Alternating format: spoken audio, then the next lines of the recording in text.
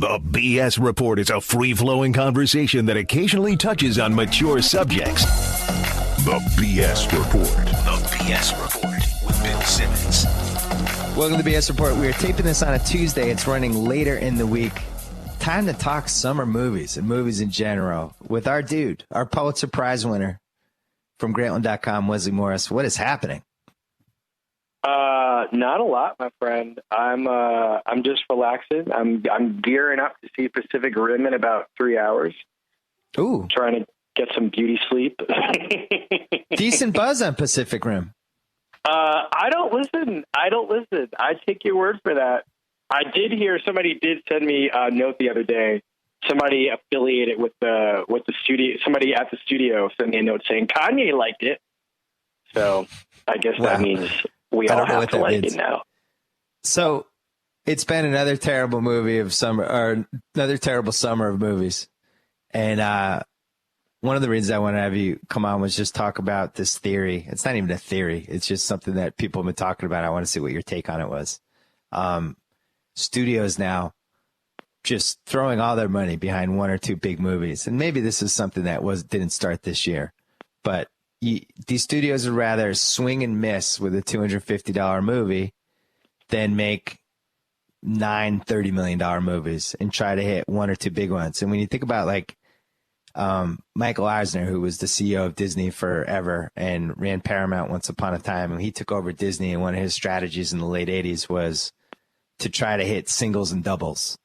And maybe you do one big blockbuster every 2 or 3 years, but that was the time when they did, what was that Nick Nolte movie, the Down and Out in Beverly Hills. Yeah. They did Outrageous Fortune, and they were just trying to grind out doubles, and it worked for a while. But then they gradually got sucked into the whole blockbuster thing, and as every studio has, and we're losing these $25 to $30 million movies. And now it seems like there's two types of movies. There's either the blockbuster, or there's the movie like Before Midnight that's privately financed, and you know they make it for dirt cheap, and you try to release it and keep the budget under a certain amount and hope it makes a little bit of money. Even something like Kevin Hart, who did his concert film, he financed it himself. I think he put all $2 million up for it, and he's gonna make it $50 million from it. Just moving forward, this is the longest question I think I've ever asked in the history of the podcast. Moving forward, though, do you, as somebody who just loves movies and has devoted your career to watching them and writing about them, do you fear for the future? Well, yes, but I think that, there's a lot of, I think that what's going to have to happen is the thing that Steven Spielberg and George Lucas predicted would happen when they made these remarks at the opening of this media building at USC's School of Cinematic Arts last week. And basically it was more like a month ago now, actually. And they basically predicted that if studios keep spending all this, quarter of a billion dollars to make these mega movies, you only need 3 or 4 of those to completely, or to not work, basically, to collapse the entire so-called tentpole system, by which, studios will spend $250 million to make a movie that will bring in, hopefully, more than $1 billion in global box office, right? If enough of those movies fail to bring in the projected or necessary revenue to sustain the studios, the entire system could implode.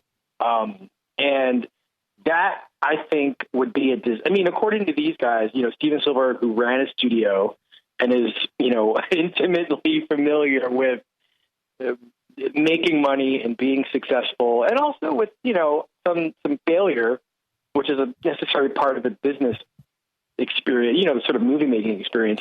And George Lucas, who is equally familiar, according to them, this would be a disaster. But I also wonder if it isn't a little bit like a forest fire, where you need to sort of burn off, just the natural process of burning off in order to sort of generate new growth.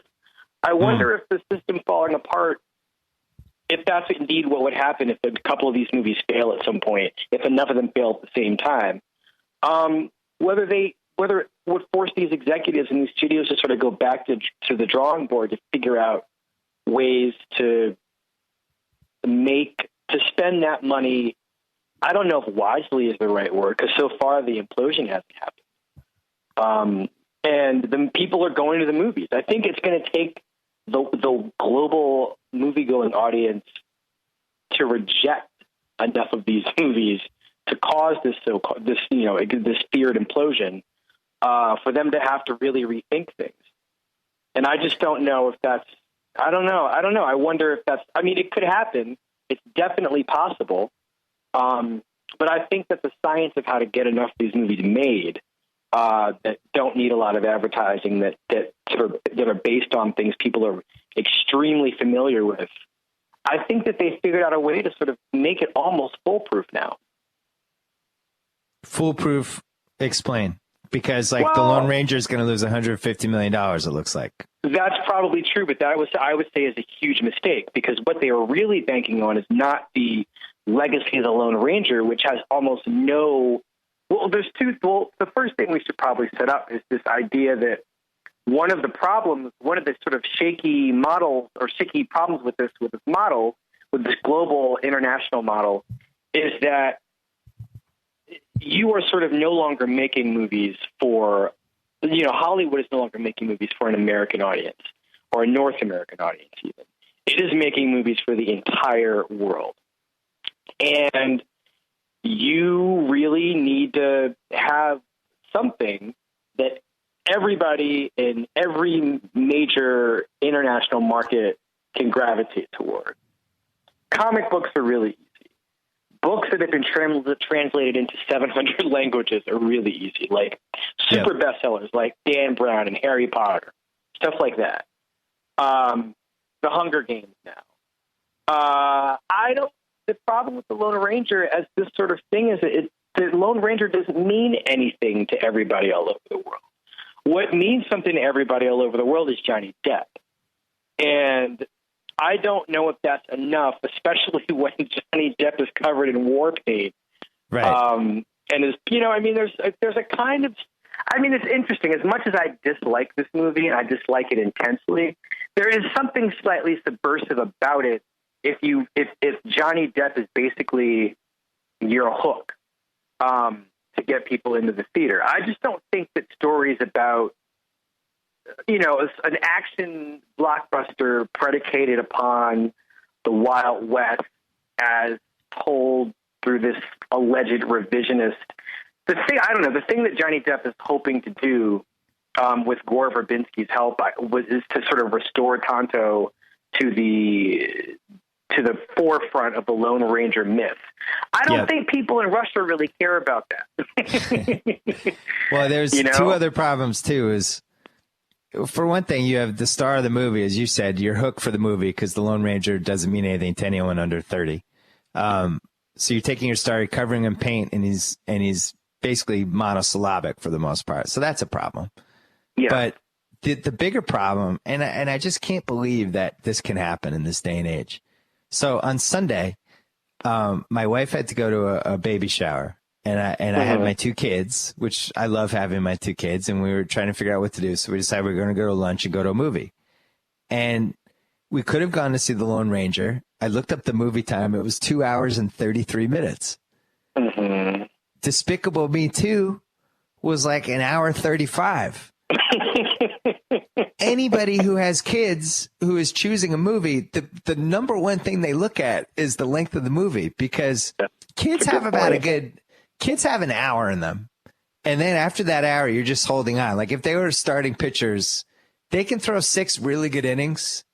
And then it's like, if you want to get a complete game out of them, you have to go to the mound a bunch of times. You got to go to the bathroom. You got to get popcorn at the perfect time.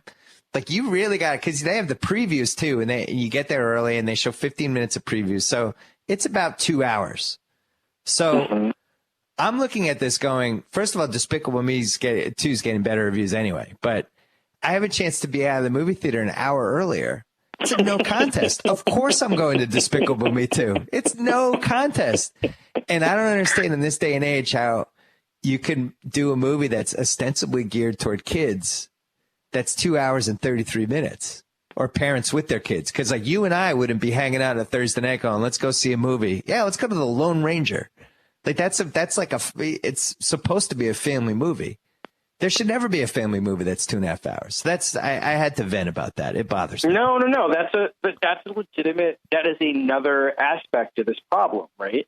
Where like, I think The Lone Ranger is a really good example of what would happen if you got enough of these movies that were tone deaf in that way. I mean, tone deaf for lack of a better term, but I mean, it is a kind of tone deafness where like you purport to be making a movie for a specific audience. Although in this case, another problem for me is that I don't know who they think the audience really was for The Lone Ranger. I mean, it's so broad and it's so... weren't they thinking families? I mean, they're basically thinking the same blueprint as Pirates.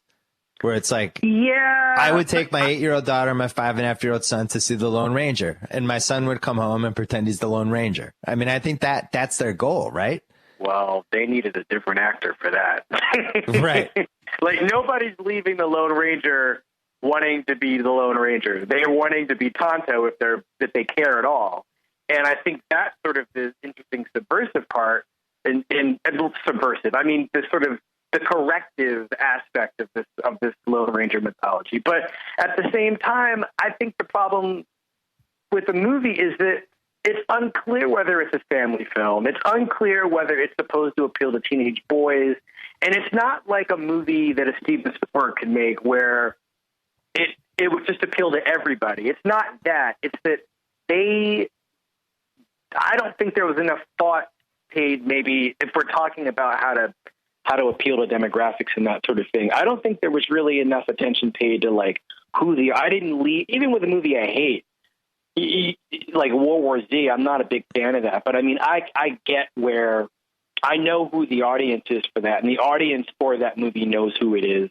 And it goes despite it's not being a very good movie until the last 20 minutes. I think White House Down was another good example of that.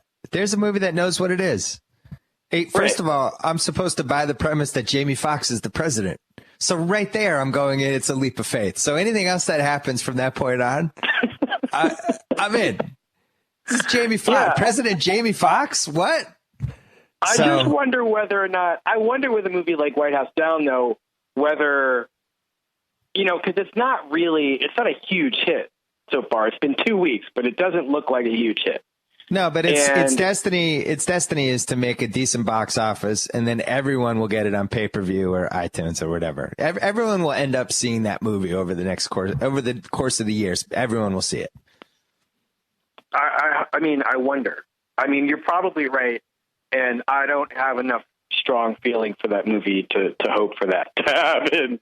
But I mean, I think we're in this really weird place now where, I mean, this question about the $250 million movie is a really important one where, like, if you're spending between $150 and $250 to get a movie made, there's enormous pressure on that movie to return a profit or to turn a profit and to be some kind of hit.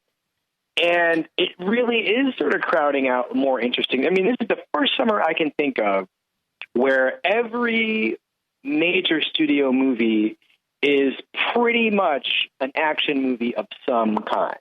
Right. I mean, it doesn't matter who's in the movie, whether it's Melissa McCarthy and Sandra Bullock or Brad Pitt or Amy Adams in The Man of Steel. I mean, every movie is basically designed to capture a version of the same audience.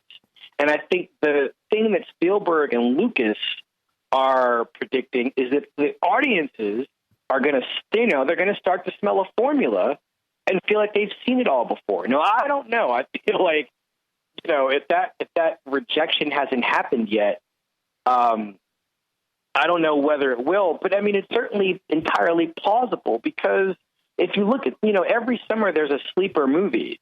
And, I'm sort of thinking off the top of my head, but I'm thinking about like that Sandra Bullock movie, She Made with Ryan Reynolds, which I thought was terrible, but it was a huge hit because it was the only thing like it that was around that summer. The Proposal is the movie. Yeah. And it was I think what it said to audiences is like, oh, hey, there's a movie star being the movie star that we want her to be. I'd like more of that. And the same is true with Meryl Streep when Meryl Streep makes a movie that comes out in the summer. Although last summer, not so much the case. But that here's a good example of that. I can't remember how many summers ago it was, but Devil Wears Prada. Right. Came out, was the adult movie. Everybody realized that Anne Hathaway was a lead actress officially. Emily Blunt stole some scenes. Meryl Streep was great. That was a movie I could go to with my wife, and she loved it, and I enjoyed it enough to be there. Those kind of movies are not coming out. And I think that's why Heat did so well last weekend, because by default, that was the movie I would have gone on a date with, right? That was the date movie. And they're not doing a good enough job. Like, you think like Silver Linings Playbook, which is the type of movie that Hollywood made year after year after year. They made 10 of them. Not all with the same quality, but they always were trying to make that movie something like it. And now it's an outlier. It's something that rarely happens. Like, I'm looking at the 84 Academy Awards right now. Is The Big Chill even made in 2013? It's made as an indie, right? No. But see, you can't play that game, Bill, because what happens is once you start playing That Would Never Happen Now, you get really depressed and just stay home and fly through your iTunes or Netflix queue, and you just never leave the house again. I mean, there's so many things that would never happen now. Forget the movies. What about the people making the movies? If you look at 1985, like the top grossing films in 1985, I'm going to try to do this off the top of my head. I believe Back to the Future was number one. Out of Africa was in there somewhere, like number 3 or number 4. The Color Purple was in the top 5. Jewel of the Nile, that Michael Douglas and Kathleen Turner. Cocoon. Witness. I have it right now. Rambo. You forgot Rambo 2. Rambo 2. Okay. Rocky 4 was 3rd. Rocky 4. Color Purple. Out of Africa. Yeah. Cocoon. Jewel of the Nile. Witness. The Goonies. Spies Like Us. Police Academy 2. Yeah. Fletch. A View to a Kill, European Vacation, Mass, The Breakfast Club, White Nights, Pale Rider, Pee-wee's Big Adventure, Brewster's Millions. That was your top 20. Okay. So of those 20 movies, I would say the only one that would have gotten made are the 2 Stallone movies, and maybe obviously A View to a Kill because it's Bond. I think Fletch could have gotten made with Andy Samberg as Fletch, something like that. Maybe. Yeah, maybe. But, I mean, it's a real stretch to see how these movies would have gotten made. Pale Rider, probably yes. It's Eastwood. Pee-wee's Big Adventure, no way. It would have to be animated, and Paul Rubens would have to have been only voice. You could not have asked the international box office, the international movie-going public to look at Pee Wee Herman. You'd have to turn him into a cartoon character. All right, so I'm 2013 James L. Brooks. James Earl Brooks has been kidnapped in a time machine from 1983 and transported to 2013, and he's the same age he is in 2013 as he was in 1983, and he's working on Terms of Endearment, and he doesn't want notes from the studio. He wants to make his movie. He wants to get big stars for it. He wants the studio to pay the big stars to be in it. Does that movie get made? Yes, it gets made for Showtime. Oh, no. It gets made for HBO or Showtime. It does not see the light of a movie theater at all, or the dark of a movie theater. So you don't think it gets made? Oh, my God. Nope. So you're thinking Behind the Candelabra is an example of a movie that Hollywood just doesn't want to go near anymore.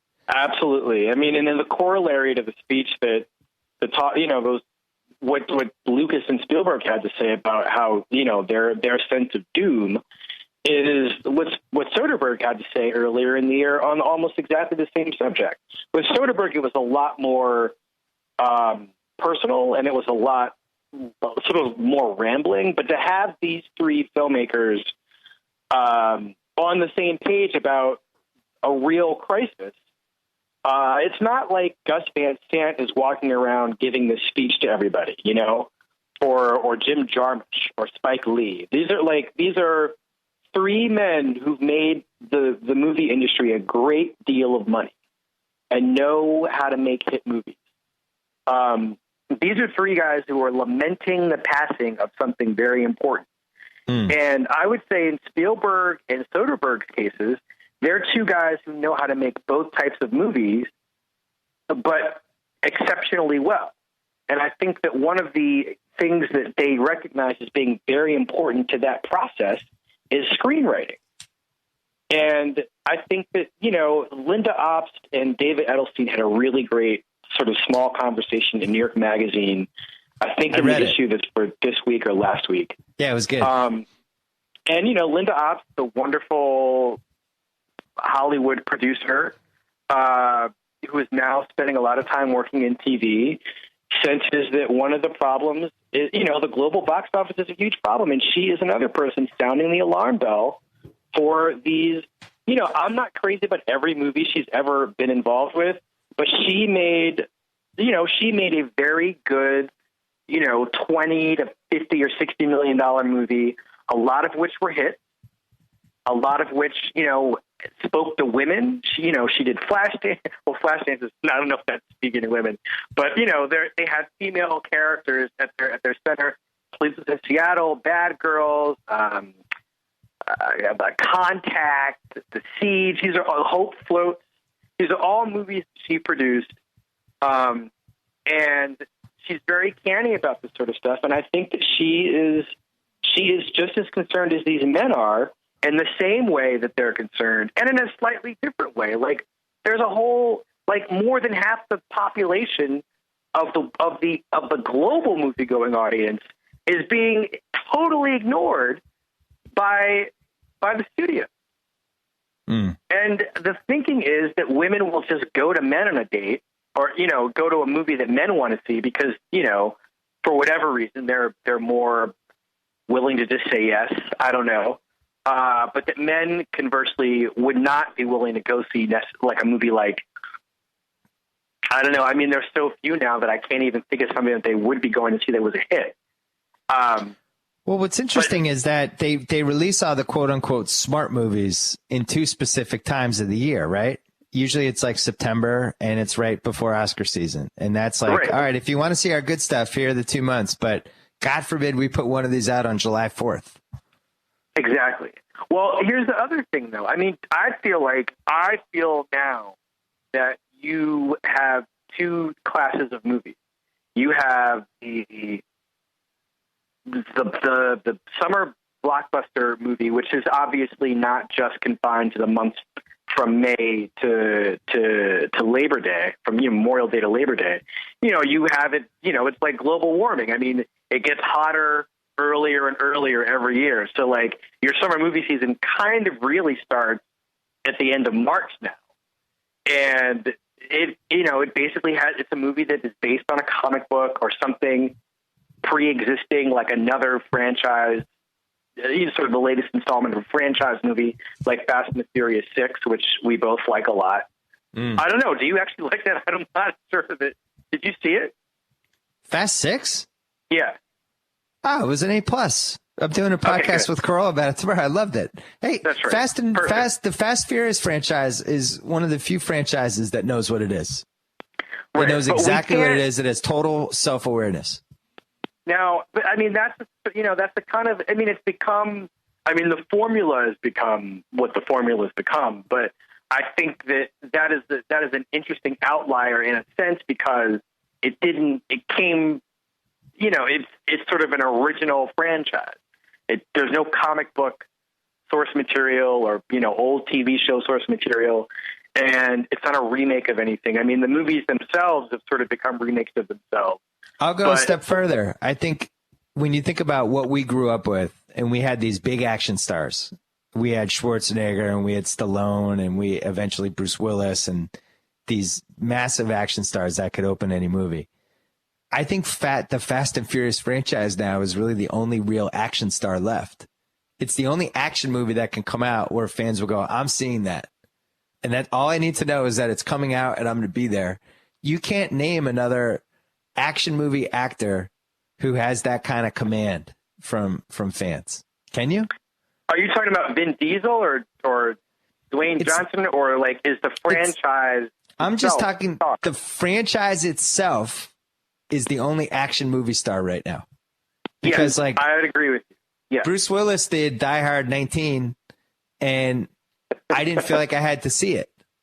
No, those guys are begging you to. I mean, I don't think audiences really want to be begged. I don't think nobody wants to go to a movie to watch somebody beg you to take them seriously. Do you know what I mean?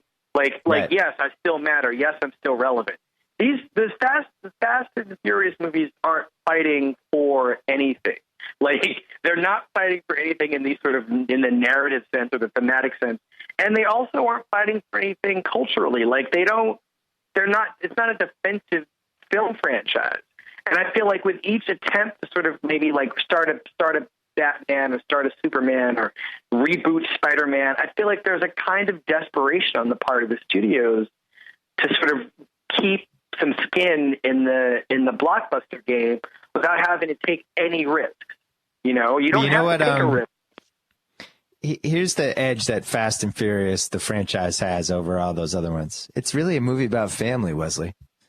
It's a movie about family and what family means and the bond that people have when they race cars and pull off big heists and become one another's family members. And Vin Diesel, we've in talked Fast about 6, he bangs that point home. Yeah, we talked about this before, you and me. Like, I feel like this is it's good for a lot of different things. I mean, family, like what it's like to live in a version of America in 2013. What it's like to live a quarter mile at a time. Yeah. Are you in the marketing department now? That's very good. Listen, it's any edition that's on, I'll watch it unless it's Fast 3. That's the only one I won't watch. I'll watch 1, 2, 4, 5, or 6. Not bad, though. Wait, I need Walker or Diesel. I need one of the two. And Fast 1 is getting better. Fast 1 is gaining steam. The last 20 minutes of Fast 1 is somehow becoming better as the years go by. You brought up the TVs thing quickly before, and then we moved away from it. And I thought it was an important point. I think part of the reason that there's not enough good movies right now is because if you're a creative person, 30 years ago, you wanted to make a movie. You wanted to write a movie and have somebody make it. And as a lot of people have written about over these last 12 years, there's been a shift. And I think creative people are drifting more toward TV because they know it's the one place they're going to have complete ownership over whatever they're doing. They're not going to get a ton of notes. Like your motto would be David Chase, Matthew Weiner, the Vince Gilligan. Like you look at those guys and you say to yourself, do I want to have a career where I get to create a TV show and own every single piece of it, and it's my vision, and I get to find 2 great actors to work with, and I can just kill it, and I could create the next Sopranos? Or do I want to write a movie that might get, it might get some actor attached to it who says, I liked everything except for this one part about how he goes to therapy. Like, think about David Chase selling The Sopranos as a movie, right? All that would have taken is Robert De Niro going, no, I already did a therapy movie. You got to change that part of it. And all of a sudden, it's a totally different entity. And I think a lot of these creative people are drifting to TV because they should. That's the best place to get your creative Jones off. And that's what I worry about with movies. I just think, especially living out here, knowing so many different people who had some movie they wanted to make or some movie they made that got shifted into something else. And so many things can go wrong. It's a safer bet to do TV. Yeah. Well, I mean, you just mentioned the great TV people, but there's a whole middle register of television producers or showrunners, as they're called, who also there's a whole middle zone, like the Shonda Rhimes and Ryan Murphys and Mark Terry's of the world, who Matt Muchnick and I totally botched his name, but there's a whole class of just the middle guys who are thriving in TV. and would never have been able to do. I mean, not that their goal necessarily was to be in the movies, but I think what we're talking about is this gravitation toward television as a medium of self-expression. And it's funny that we talked about James Brooks earlier, because he is somebody who began in television, who sort of, quote, graduated to movies, and, gave us, at least two great movies in terms of endearment in broadcast news. I would say three. I loved As Good as It Gets, but some people don't. I'm not one of those people, but I don't hate it, but I don't think that, there's a way in which I think the older he got, the less he had to say. And I think that, he sort of began to default to these things, these TV ideas. Right. Well, on top of that, when you become super successful like that and it pays off, and now you're living on the beach in LA and you have more money than you ever wanted, and you're only running into people at the store, it's the worst thing that could happen to you creatively. The people that seem to are able to keep reviving their careers are people who stayed in New York. And actually, William Goldman, who, I've talked about this with him. He thought if he had moved to LA, it would have killed his career. He hated it here. He just felt like you stopped being a human when you were here, which I don't totally agree with. Obviously, I live here, but he liked the hustle and bustle of New York City. He just felt like he was more immersed in human life, which I thought was interesting. Oh, go ahead. I just feel like that, that's another thing that's completely missing from the movies right now too, is real life. Yeah. And some interest in the lives that you and I and, all the people who, read our site and like just live in the world actually experience. And I don't think it's really enough to sort of say, well, that's the job of independent movies to do that. Because increasingly American independent movies, so-called American independent movies, things that are put out by these like, by Sony Pictures Classics and Fox Searchlight and Focus Features. I mean, this is not to sort of cast aspersions on the studios, but just to say that there's a type of American independent film that is equally formulaic and, interested in, a very sort of canned version of what American independent movies, at their best used to do. Yeah, and I think it's harder to find those movies. It's harder to find anything resembling how normal people live now. I worry about TV too, because, I wonder if we're replicating what happened with movies over the last 20 years on TV. Like, it seems like every show that comes out now is about some sort of antihero. And Ray Donovan, which I devoured both episodes and I'm going to continue watching. I'm not criticizing it because it is what it is. It's a show that we've seen various forms of now for 13 years. It's the guy that he's a bad guy, but I like him, and he's doing bad things, but I'm rooting for him. And this was the essence. Breaking Bad and The Sopranos were the two shows that have done this better than anybody. Mad Men to a lesser degree. I don't think Don Draper's as evil as Walter White was or Soprano was, but, now this is just a formula like, hey, you want to create a drama, write about an anti-hero, right? And Showtime, Californication, Shameless. Like there's 20 shows now where it's like these people, I shouldn't like these people, but I do. And I wonder if that's also becoming stale. I got to ask you. Oh, go ahead. No, go on. No. I was going to switch topics, but if you had something to add, tell me. Oh, no, I just think that I think your test of how good that formula really is to make that show about a black person, a Hispanic person, or a woman, and see how good that formula, just to test the foolproofness of that formula, or like its elasticity. And I think that's the place that TV, for all that we talk about how great TV is, TV really is just like, it is just as craven in a lot of ways as the movies are. It's just that a certain class of people have been given the opportunity to sort of like explore their own whatever, their own issues, or their own sort of creative interests. And I think that sort of gets limited to, a very specific type of person.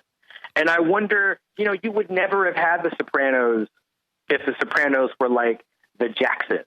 That's a good point. Were like, a crime family in Camden, New Jersey. Some people would say, well, that's The Wire, but it's not really The Wire because The Wire was about a system, right?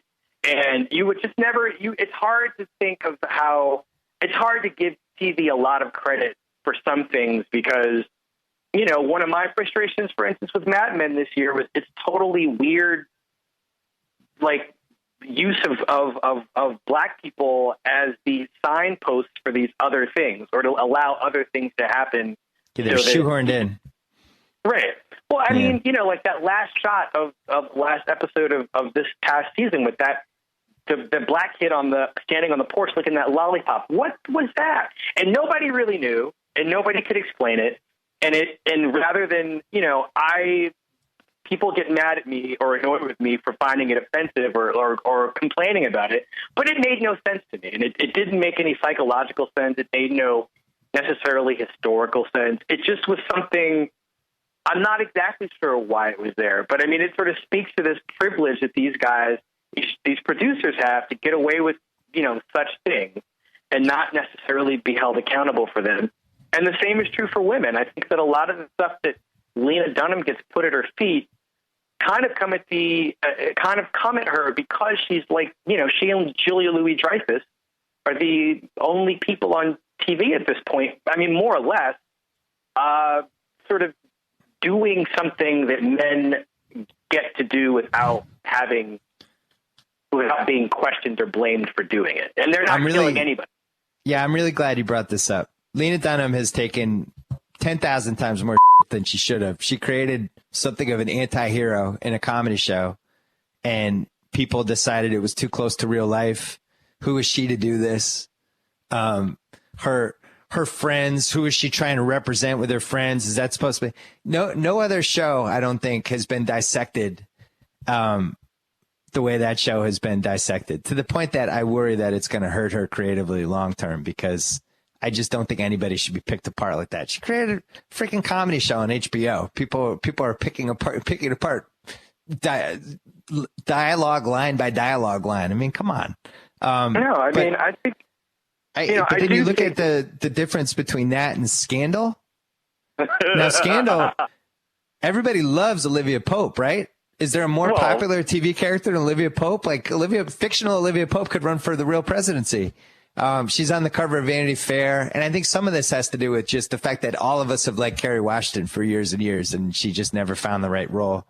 Shonda Rhimes is really good at writing. Yeah. Go ahead. Yeah. There's just the other obvious thing that is going to, if Kerry Washington were the writer, director, producer, star, everything of Girls, and spent that much time sort of, unclothed as Lena Dunham does, I mean, I don't know that we'd necessarily be having this conversation. And, for all the things that Lena Dunham is being, for all the people who sort of, scratch their head or, get mad at her for, depicting, mental illness, obsessive compulsive disorder, just blanket neuroticism. I think that those are things that we're not necessarily used to seeing people who look like Lena Dunham experience those things on TV or in popular culture. I think if Kerry Washington were the star of that show, you might not be having this conversation. It's a great point. And, it's not just because Kerry Washington's black, it's because she's hot. And I think that this is an issue that trumps race in a lot of ways. I mean, we're talking about lookism at the same time. You're right. I mean, you saw it with Wimbledon last weekend. The girl won Wimbledon, and she wasn't. Marianne Bartoli. Yeah, Bartoli wasn't like your typical totally fit Wimbledon champ. Took a beating on Twitter. But yeah, there is a little bit of lookism. The thing with Scandal, I'm halfway through season 2. Mm-hmm. It's just enjoyable. It's it moves. It's ridiculous. Kerry Washington's great. It's kind of like, it's an old school type of TV show where it's like, turn your brain off and watch it and have fun with it. I wish they made more of those shows, but you talked about, as my gardener joins us, you talked about how all of these shows, these great TV shows, are geared toward white characters. It is kind of amazing, right? Like I mean, I guess you'd have to say The Corner. I mean, which is a show that I got a lot of issues with, but I understand how you could bring that up. I mean, Treme, I mean, there was Soul Food on Showtime, which was not a terrible show, which is interesting. But I mean, you really have to you really have to sort of make a reach and say a lot of obvious things to get at the point that, like, there's just not enough there to even to leave something out. Do you know what I mean? That you have to sort of, I mean, I think a really interesting show, and I think I might have brought this up with you before, is that BET show, the House, the Husbands of Hollywood, or House Husbands of Hollywood, or whatever that BET show is. Yeah. I think that's a great show, and I think it's a great show for a lot of reasons that have nothing to do with, it's not a high, like, it was a Real Husbands of Hollywood, I think is what it's actually called. And it's just, I mean, in many ways, it's a self-indulgent show, but it also fills an interesting void that TV kind of needs in some way, which is just to acknowledge that other people exist. And, Disney Channel has gone to some lengths to try to address this in very ham-handed ways with some of its family shows, or Disney Family, sorry. I think that you're really, there's a lot of interesting things happening on that show to me. But I also think that, in a lot of ways, visual culture, like popular culture, like, TV and movies are still way behind where I think music is like an integrated place where, like, there are a lot of ideas happening and you see people of different races getting together to make music. And I just don't know why movies can't just sort of let go and just take a chance on something. And you get something like White House Down, or, the buddy, the white black buddy comedy, or buddy comedy-ish in the case of White House Down relationship, where music is just a lot. It's interesting that, you have this Robin Thicke situation with Pharrell, and you've got this Justin Timberlake thing, his doing the thing that he does with soul music and everything.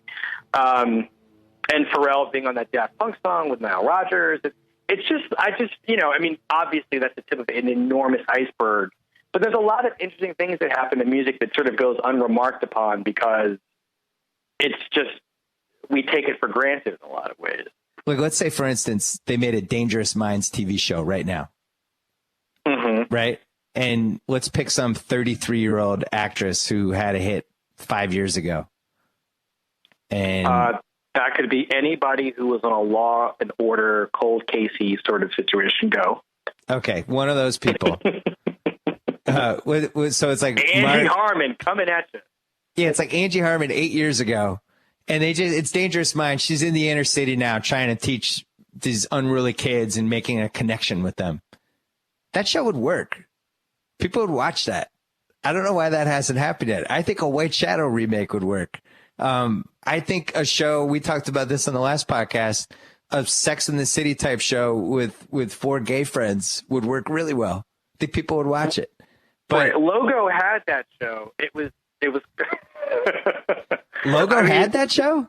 Logo had a show, and of course now I can't remember what it's called, and I'm ashamed of myself because I watched almost every episode. But they had a show, and it was basically like four friends in LA, and oh my God, I can't believe I can't remember the name of the show. My wife would have watched that show. Whatever that show was, my wife is in. Logo, and it was when Logo first came on, and it wasn't really, it wasn't that it wasn't popular. The people who watched it really, if you're a certain type of TV watcher, and not necessarily a gay type, but I mean a Logo watcher, a person who's like goes down that far in your cable listings. I mean, that show, and I think that show might be a hit, but I don't know if you're going to put it on a bigger network. I don't know. I don't think that I don't know that necessarily would happen in the way that that Logo was able to bring that off when theoretically nobody was looking.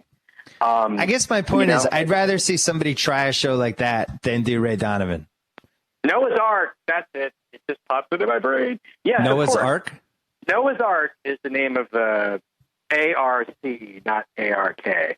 I just rather see the networks really roll the dice with shows that we haven't seen before over making the 19th version of a variation of a theme that I've seen. Well, you know WB or like I mean, there was Girlfriends on the CW. Girlfriends was just like one of my favorite shows ever. Like, you know, they called it the Black Sex in the City. Sorry, it wasn't. Was it? Yeah, it was the CW and UPN. And it was one of my favorite shows, and it was fun, and it had good storylines, and a lot of it. I mean, it wasn't the best show, but I mean, it was interesting to see a show about people that, you know, they were like upper middle class, spoiled women in Los Angeles. I mean, in some ways, it predicts the rise of the Real Housewives in a sense, but it's also about, you know, relationships and stuff that Black women and women in general care about. But there's no place on TV for a show like that now. Instead, you have something like the Carrie Diaries, which is playing to girls who are, you know, who weren't old enough to watch Sex and the City and, you know, couldn't or wouldn't be allowed to watch it now, basically. Or Mistresses. Alyssa Milano and the Korean lady from Lost, and they're having affairs, and it's on after The Bachelorette. How does that show happen? And at NBC, all the stuff they've trotted out. Alyssa Milano, basically. Hey, bringing it back to movies for a second. Yes. 1975 Spielberg is in the time machine. And he's now in 2013 and wants to make Jaws exactly the way that he made it in 1976. What happens? Or 1975, sorry. What does 2013 Hollywood do to Jaws? Oh, it puts it in 3D. No question. It's in 3D. You see the shark an awful lot. You see the shark, like half the movie is the shark. There's no build-up. I think you probably get somebody in to. You definitely lose Richard. You lose a lot of the. I don't know. I mean, I think that movie would get made now, but you definitely would lose. You would lose Robert Shaw. You would lose, or you know, Robert Shaw would be not nearly as interesting as he was allowed to be. I don't think you either. Roy Scheider goes or Richard Dreyfuss goes. No, I'm going to tell you what happens. I've already thought this out. Tom Cruise is Roy Scheider. Okay. Justin Bieber is his son. Oh, boy. Either Morgan Freeman or Denzel Washington is Robert Shaw. Okay. This is still not a bad movie, officially. Oh, don't think I'm not going opening night. The lady whose son gets killed is played by some famous actress. Somebody it's like Laura Linney, something like that. They beef that part up. Maybe she's involved. And then I think the Dreyfuss part is somebody like, it's probably like Channing Tatum, right? Okay. I would think he'd be the lead candidate. It's like Channing Tatum, a really handsome, muscular shark physicist or whatever Dreyfuss's job was. Right. But here's the thing about Jaws. Well, go on. Finish your increasingly depressing. I think it's in 3D. We see the shark the whole time. Yeah. I think the movie is no longer than an hour 40. And how long is it? Is it like Bollywood length? No, I think it's like an hour 40. And then you think it's an hour 40 instead of 2 hours? And Denzel Washington gets bit, but he doesn't die. He lives. He lives with like a big shark bite. Mm-hmm. And we don't see any little kids die in the movie because Hollywood would like that now. Denzel would have to be the Roy Scheider character, actually, because Denzel is like still Denzel. He's like he still commands, you know, he's Denzel. He can still carry a movie. Oh no, you're mistaken in this one, my friend, because Cruz is already signed on as Scheider, so Denzel has to play older. Denzel's got to. He's got to do the thing where he grows the beard. He's got the white beard, and he pretends he's from the South, and he's seen everything his whole life. You don't think he does that? Denzel turns it down, and the part goes to Morgan Freeman. Okay, I'm fine with Morgan Freeman. What if Morgan Freeman turns me down? Then what do I do? You call Anthony Hopkins. Oh, interesting. These are not bad options. He's available. Anthony Hopkins is available. But here's the thing. We're talking about cosmetics. What we need to be talking about is structure. And the genius of Jaws is not the people in the movie, although it's got amazing acting. And that, there's a couple like just sequences of just brilliant acting on that boat. Yep.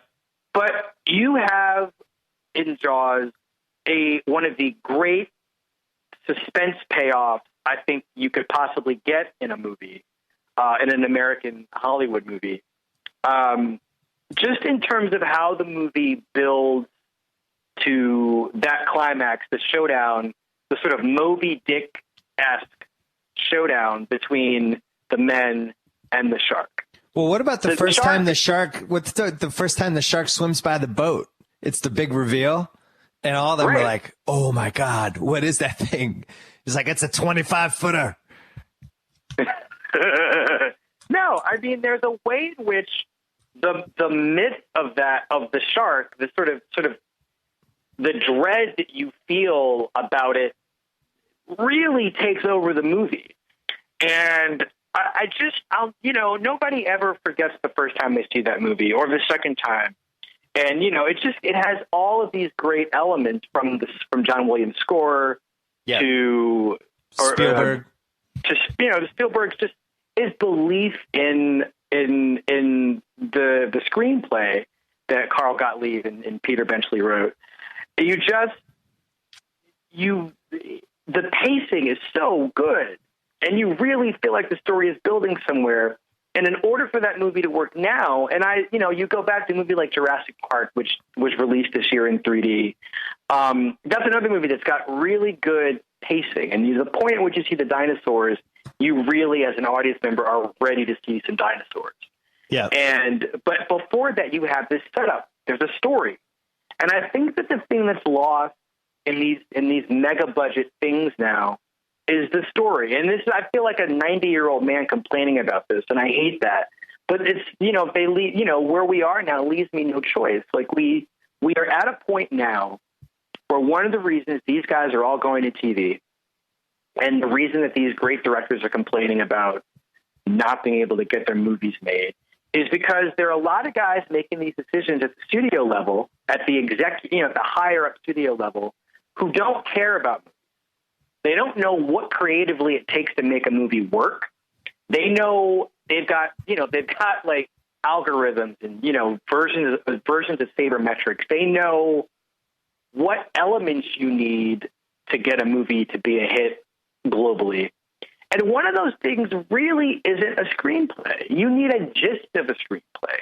And sometimes you'll get lucky and you'll get a Joss Whedon who can write an Avengers script that is both faithful to the comic book and has enough inventiveness at the dialogue level, or like Shane Black with Iron Man 3, which is not a movie I love that much, but it has the mark of a writer on it somewhere. That is increasingly hard to come by. I mean, Alex Papademos and I on our podcast were talking this week about Lone Ranger, and he was able to recite the sort of the gist of the plot in a way that astounded me, because I was surprised he was able to get that from that screenplay. As presented in the movie. I just feel like there's an inattention. And if you look back to the movies we've been talking about, the 85, you look at, I didn't talk about 1999, which is another movie year. Golden year. One of the best movie years ever.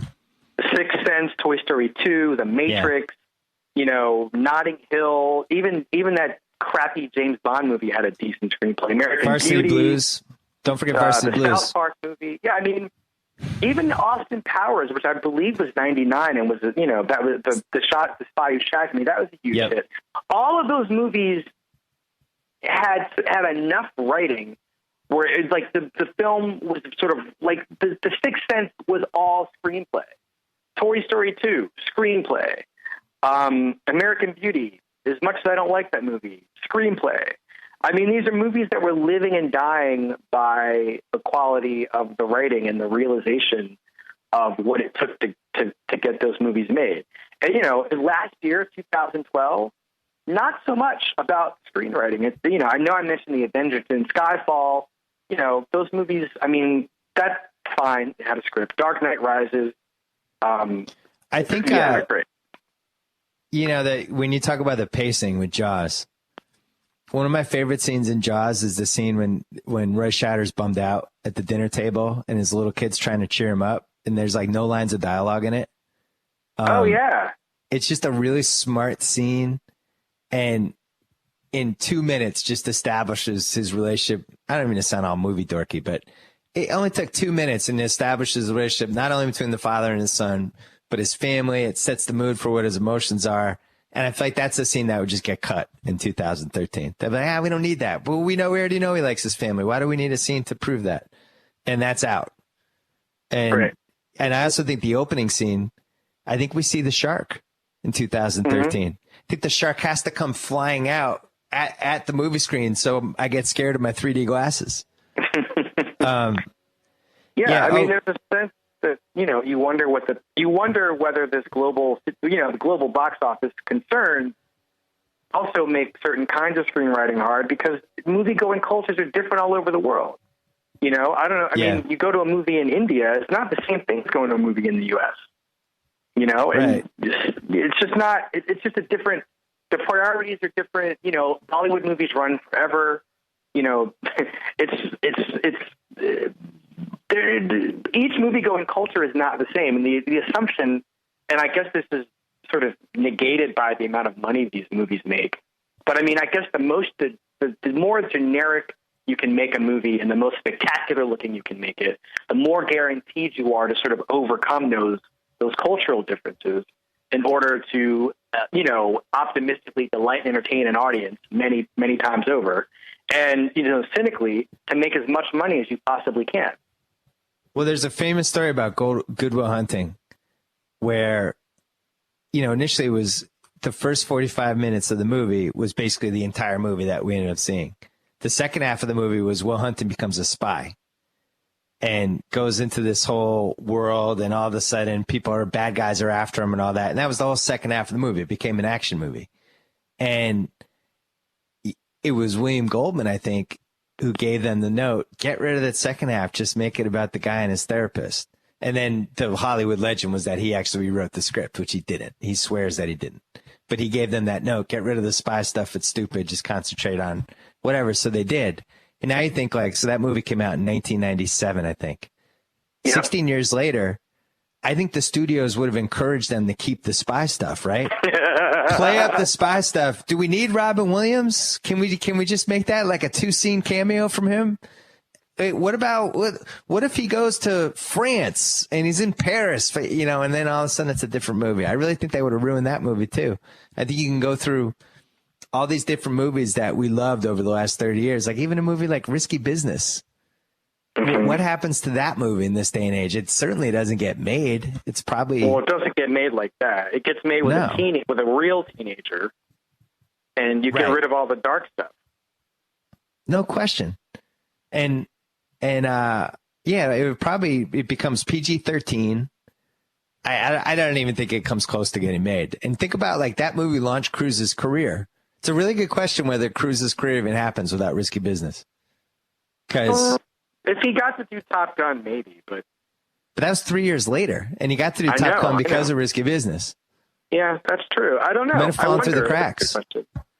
Think about some of these actors. If you don't get a break a couple times, then you kind of had a loop. Well, I mean, but your theory is actually being borne out right now. I mean, for instance, my favorite movie star on earth is not officially a movie star because, as far as I'm concerned, she doesn't work enough. And when she does work, now she's playing somebody's girlfriend, and it's Emma Stone. I love Emma Stone, and I know people are tired of hearing me say this, but she should be in every single movie. She should be in every. I love Emma Stone, too. I'm with you. And I think that the fact that woman was in Spider-Man, or that Spider-Man remake last summer, and that is pretty much the last that we're going to see from her, maybe for the rest of the year. Or, you know, Gangster Squad is the only movie we're going to see from her this year, and the next thing we might see from her is Amazing Spider-Man 2. Like, it's just, that is unacceptable. And I feel like it's a real failure of Hollywood's imagination, because I'm sure she's not like sitting around saying, I mean, she might be saying no to a lot of things that she doesn't think are good enough for her. But yeah. I mean, if you watch her in that, you know, in Easy A, or, you know, The House Bunny, The Help. I mean, I don't like The Help, and she's the problem with The Help, but it's not her performance that's the problem. I liked watching her. She's likable in it. She's likable. I just feel like for you not to have found a way to give her some Julia Roberts action, you know, it just seems like a crime to me. She's got something, and I think that we all respond to it. Everybody, anytime you bring them to film, anybody who knows who she is like, oh yeah, I love her. She's great. Here's another one. The Mara sisters. We had a really vicious, it really turned vicious, Grantland office argument about who is the better Mara sister. And Sean Fennessy may or may not have gotten punched. But real debate, split pretty much down the middle between Kate and Rooney. Now, yeah, everybody likes them. If I'm a movie executive, I think to myself, I'm getting 10 screenwriters right now to write me a movie about two sisters. And I'm just signing the Mara sisters right now. And we're going to make an awesome movie about the f***ed up relationship between two sisters. And I don't know if it's going to be a thriller or a drama or it's like a love triangle or what. But I'm in business with the Mara sisters. And they're both awesome, and it's going to be a great movie. Like, done. Do that. I don't understand why this is hard. Well, it's hard because does anybody in Russia want to see a movie about the Mara sisters that does not involve them beating each other up? Maybe they're spies. Okay, see, now you're losing me. They're spies in a love triangle with a third spy. No, I want to see, well, this is the problem for everything. There's source material for all this stuff. But Kate and Wesley Morris could be starring in a Beth Henley play. You know, Angela Bassett and Kerry Washington and, you know, Viola Davis and Denzel Washington. There's so many August Wilson plays that deserve to be filmed. You've got an entire Colson Whitehead novels. They're so filmable. Just take the risk and spend the $15 million it takes to get the Intuitionist turned into a movie. I'm saying it's not that hard, but I mean, it's apparently impossible. But it shouldn't be as hard as it is, and yet it's so hard. And so rather than fight for that sort of thing, you have people like Ava DuVernay, whose Venus Williams documentary was on ESPN last week, who fights tirelessly to get her independent films off the ground. This is a woman who 25 years ago, okay, I'm lying. She probably would have had just as hard a time. But I mean, the access, I just feel like the material she would have had to work with and the sort of the loophole she could have slipped through to get a lot of these movies made probably would have happened because there was a black independent filmmaking community that would really have was fertile enough for her to take root. I think now she's working so far outside the system, and proudly, she's not ashamed of it at all. It's great. But she is somebody who could be making, she and Casey Lemons are two filmmakers who could be making really good $20 to $45 million movies with big stars that appeal to a sizable audience in just the same way that Tyler Perry's movies do, but speaking to them in a different way. I feel like the model is completely busted, and the sort of the ambition of these studios it doesn't exist, or the ambition is sort of channeled into the wrong thing. And there aren't enough women in charge, and there aren't enough people of color in charge to sort of take some other risks besides the risks that get taken every, March through Labor Day. 1989, Steven Soderbergh hops in the time machine, comes to 2013. He's got an idea for Sex, Lies, and Videotape, and the Mara sisters are in. Kate's playing Andy McDowell. Rooney's playing Laura San Giacomo. Okay. Does the movie Can we get talk made? about Laura San Giacomo for just 1 second? Oh my God. One of my all-time favorites. She is like, wow. Okay, I go loved on. her. I loved her. She's the Yeah, greatest. me too. Why wasn't her career better? She was so sexy. She is still sexy. I'm sorry. I didn't mean to imply that she dematerialized. No, but she should have had a better career. Yeah, she should have a better career. But that was around the time the business was changing. I think that Valeria Galina, who was the girlfriend in Rain Man. From Rain Man, loved her. There was like a class of actress. I mean, Laura San Giacomo was in Pretty Woman. She could have gone on playing those kinds of parts, but guess what? We stopped making a lot of those movies, and so at some point she went to NBC and made Just Shoot Me, which was, fine, literally. But she was asking you to shoot her. Yeah, I think. All right, so are we casting Sex Lives and Videotape 2013? Who are the two guys? Peter Gallagher. For the record, my mom's favorite movie of all time. And if that doesn't explain all of the reasons why I'm a weird individual, then I don't know what else to tell you. That explains quite a lot. It explains quite a lot, right? My mom, her favorite movie ever, Sex Lives and Videotape. I love Mrs. Simmons. So, Mara Sisters. Boy, the James Spader parts. Throw him in there. So we're doing the depressing version of this? Because I'm optimistic with the Mara Sisters. I feel good about this movie. I think if you're a studio, this is where we are now. If you're going to put the Mara Sisters in a movie, you have to. If I'm going to let you do the Mara Sisters, you have. And we're talking. Soderbergh's still doing this, right? This is still his movie. Here's what the studio says. They say Bradley Cooper has to be James Spader, and I think I'm okay with that. That's not interesting, but yeah, I'm okay. I'm okay with Bradley Cooper. Now, Peter Gallagher, he's going to have to be Channing Tatum. Damn it. Yes. With bad sideburns. He's in the family. It's all right. It's not a crime. I should mention that I actually like Channing Tatum. I don't mean it to sound like we're dumping Channing Tatum. It's just he's the guy du jour. But what we're talking about is not Channing Tatum's problem. It's Hollywood's problem. Right. Hollywood has an imagination problem when it comes to casting now, and it's just easier if Channing Tatum can do it to just let Channing Tatum do it. 4 years ago, it would have been Ryan Reynolds. Yeah, but right? look at Ryan Reynolds. I think we have rejected him. We did.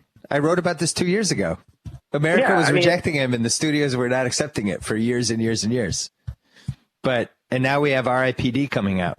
So apparently there's going to be another chance to reject him. I think that'll be a hit, and I think Jeff Bridges will make that movie a hit.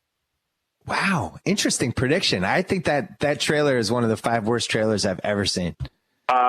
I would definitely agree with you, but I think that there's a way in which Jeff Bridges' dudeness, like the cult of Jeff Bridges, I think is enough to I don't know how much that movie cost to make. It looks very expensive. I don't know if it makes its budget back, but I think if there's any interest at all in that movie, it's for Bridges. Ryan Reynolds is not an entity at this point. You've got Bradley Cooper. Who are your big male stars now? Bradley Cooper, Channing Tatum. Wow. People it's you're talking everybody under else 45. Everybody else is 50. Robert Downey Jr. is pretty close to 50 if he's not already 50. Johnny Depp is 50. Denzel. Russell Crowe. These guys are all, they're all over 45. Jaden Smith. I think under 45, you've got Zac Efron. That's a depressing thought. Wow, he's a hell of an actor, though. All right, I'm hanging up. Now you finally said the thing that causes me to disconnect this conversation. Under 40 is bleak. Under 40 is a real crisis. Yeah, it's not good. I would actually say I think there's better actresses than actors under 40 right now. Oh my God, there's so many. Yeah. I don't know when the last time that's happened.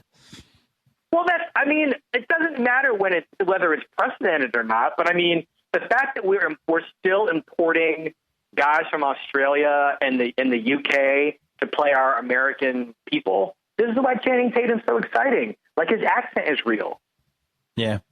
And then there's a lot of the Jesse Eisenberg types, which I think he's a good actor, but He's not. He's a good actor, but he does one thing extremely well. And Yes. look, he's like really interested in the theater. He's interested in writing New Yorker columns. I think that he has cultivated for himself something that is much more. The longevity for what he's doing is actually very smart as a creative investment, and I think he'll have a much more interesting career than a lot of other people in his age group, because he's smart and talented and can do other things. I 100% agree. I just don't know. We've just got a real problem. I mean, Matt Damon and Ben Affleck are, they're grown-ups now, for lack of a better term. Even Mark Ruffalo is. Mark Ruffalo, come on. He's a grown-up and a half. Yeah. Will Smith, we're at a real, I mean, I can think of a couple other guys that I would love to watch in a lot of things, like Lance Gross. He's a really good actor. I like watching him. We should have mentioned Ryan Gosling. Ryan Gosling, obviously Ryan Gosling. But I mean, people who I want to see work. Nate Robinson. Yes, I would love to see Nate Robinson and everything. Nate Parker is the guy's name that I'm thinking of. Right. He's really, I like Nate Parker a lot. He's like, these are like young guys who can do a lot of different things who don't really get to, because they're not huge stars. Nobody's going to take a chance on them. And even to put them in something like a Battlestar Galactica, Battleship, or Pacific Rim, I mean, these aren't movies that really require stardom in some ways. And, there was a period where you could make these giant movies and still have a place in them for an actor to give a performance, in your Crimson Tide, in your Titanics, in your, I mean, even the first Iron Man movie, the first two Iron Man movies, I think that, Johnny Depp and Pirates of the Caribbean, I think there is room, there at some point was room for those things. But Nate Parker, I don't know how Nate Parker becomes a star now. I don't know how, Lance Gross becomes a star now to the world, as opposed to, to people who see him in Red Tails and, movies that don't have a huge audience. Don't hang up on me, but that worries me. Don't hang up on me, but I'm buying all of the Taylor Kitsch stock. It's very low, and I'm stockpiling it. I'm not giving up on Tim Riggins. I'm not giving up on Tim Riggins. You can't make me. Giving up on Tim Riggins is not the same thing as giving up on. I don't think you should give up on Taylor Kitsch. I think that Taylor Kitsch, these guys, what they need, honestly, Taylor Kitsch, Nate Parker, Lance Gross, they need some kind of Fast and Furious, Ocean something.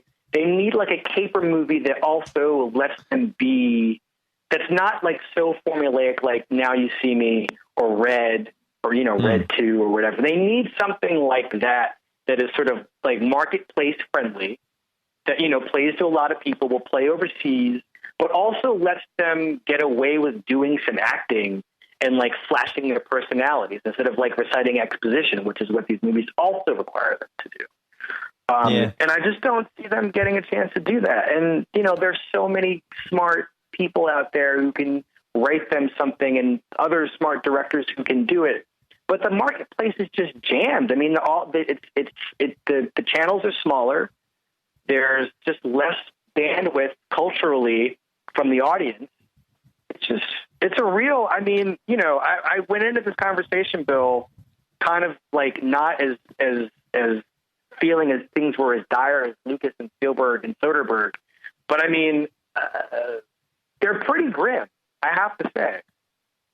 They're pretty grim. If you had to fill out a Best Actor ballot right now, or even an MTV Movie Award ballot for best male performance, like you'd be in real trouble. And it's the middle of July.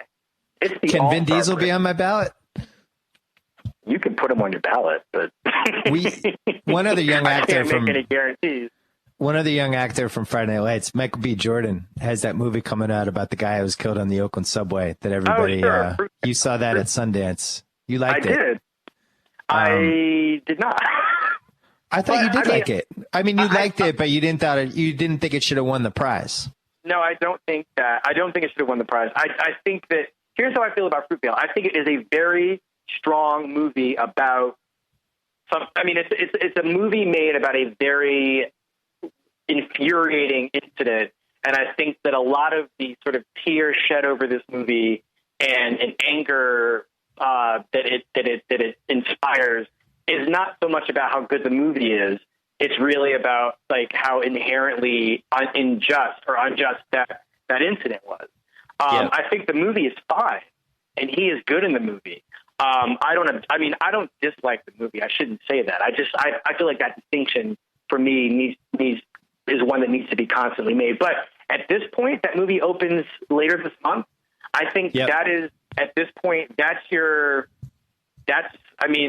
awards, I don't really understand how they work, but that is a movie that I can see being a no-brainer for awards consideration at the All-Star break, in the middle of July. Nobody's even seen it yet. You thought it was worth seeing, though. Absolutely, yes. Yeah. Okay. It deserves to be seen. And, right. The guy who made the movie, I think, will have a really interesting career if, again, people are willing to look past, his race or, stupid stuff that we're still talking about in 2013. Just let him make another movie. This movie's going to be a hit. I'm not good at predicting what the Oscar nominees are going to be, but I'm pretty good at sensing how things play to Academy voters in some ways. And I think that Fruitvale is definitely an Academy movie, and it is a movie that has the potential to be a huge, art house hit. And, it'll expand to the major markets and the big theaters. But again, this is a movie that's not playing. It's not designed to open in Russia and make $1 billion. It's an American movie about an American subject that, I think people in this country will respond to very strongly. And the director is what, 25 and black, the director? Ryan Coogler, yes, I believe he's about 25 or 26. So that, he couldn't be much older. I hate to be cynical about it, but you talked about playing well with the Academy voters. That's going to play too.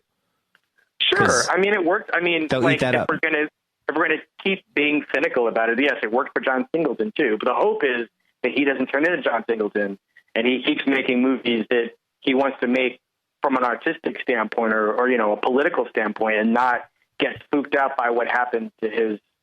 Whenever John Singleton would make a movie that would purport to speak to the sort of Black American historical situation or the modern American social situation, the response freaked him out. So he winds up making producing these action movies. Yeah, he did make one of our Fast and Furious films, by the way. So thank you for that. Believe me, I am well aware he made Fast 2. Yeah, John Singleton's career is a topic for another time because yes, I feel like we could get a whole podcast out of that. Mm-hmm. I have a lot of thoughts. And I really liked Higher Learning, even though Higher Learning was a messed up movie that I'm not sure what the point was, but it was really well done and had memorable scenes in it and really good performances. And I'm not sure why the wheels came off, but we're going to have to save this topic for another time. Wesley Morris, thanks for depressing us about the future of movies. Well, you instigated the depression, my friend. I know, I did. I'm partly blamed. But at least we got this Maris Sisters movie out of it. And yeah, at least that was good, right? I would see that. I would totally see them work together. And you would totally watch the Dangerous Minds TV show. You're in on that, depending on the actress. Only if Tracy Thoms. This is my casting decision for that show. Forget Angie Harmon. I want Tracy Thoms to play the teacher. Okay, I'm gonna put that request in when they're negotiating for my creative whatever they need from me, because I thought of the idea. They can't steal it from me now. Wesley Morris, we'll read you on Grantland this week. Thanks for your time. Thanks, Bill. We'd like to thank you for listening to today's show. For more great podcasts, check out the Pod Center page at espnradio.com. Okay.